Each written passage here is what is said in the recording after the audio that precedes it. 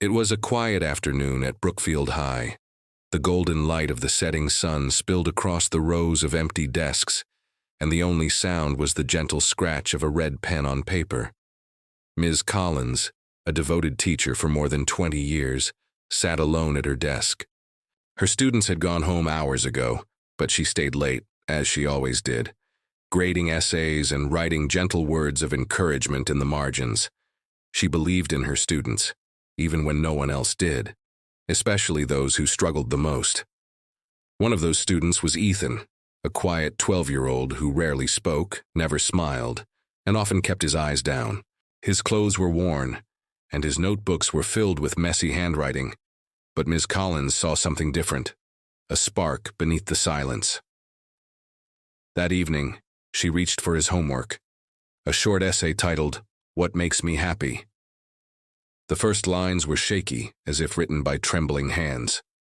She smiled softly, expecting something innocent, maybe video games, his dog, or his friends. But as she began to read, her smile slowly faded.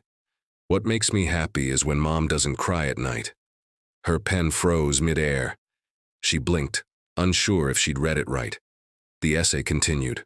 "I like when we have dinner. Sometimes it's just bread, but when Mom smiles, I feel full." Her chest tightened. Each line was simple, yet heavy. "I wish I could tell her it's okay, that I don't need toys or new shoes. I just want her to stop saying sorry."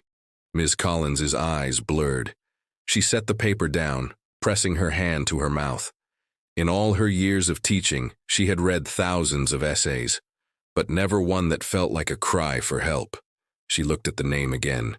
Ethan Carter, a boy who often fell asleep during class, whose backpack was nearly empty, and whose lunchbox usually contained nothing more than a small sandwich. She realized this wasn't just a school problem. This was something deeper. The next morning, she waited for him. When Ethan walked in, his shoulders hunched and his hoodie too big, she smiled gently. "Good morning, Ethan," she said softly. He nodded, barely meeting her eyes. "Can you stay after class today? I'd like to talk about your essay." He hesitated. "Am I in trouble?" Her voice broke a little.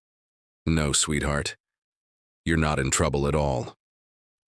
After the last bell rang, Ethan stayed behind. He fidgeted with the strap of his bag, looking nervous. "I read what you wrote," she began, carefully choosing her words. "It was very brave." He shrugged. "It's just homework." She leaned forward. "You talked about your mom crying at night. Is everything okay at home?" He went silent. His eyes dropped to the floor. Then, in a whisper barely audible, "She lost her job. And she's sick." Ms. Collins's heart sank. He looked up, tears pooling. "She doesn't want me to tell anyone. She says we'll be fine. But sometimes she can't get out of bed. And there's no food. I tried to help, but I'm just a kid." The teacher felt her throat tighten. She gently placed a hand on his shoulder.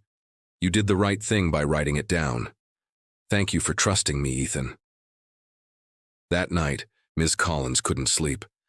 She thought about him, about the mother who was suffering in silence, and about how many others might be living hidden stories like his. The next day, she spoke with the school counselor, and then with local social services. She didn't want to overstep, but she couldn't ignore what she had read. Within days, help arrived. Ethan and his mother received support, food assistance, and medical care. The small apartment they lived in finally had warmth again. But Ethan didn't know any of that was because of Ms. Collins. Until one Friday afternoon, he walked into class holding a small folded note. He placed it on her desk. "For you," he said shyly. After class, when the room was quiet again, she opened it.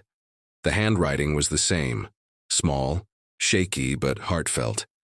"Thank you for seeing me when no one else did. Mom's getting better. We have food now.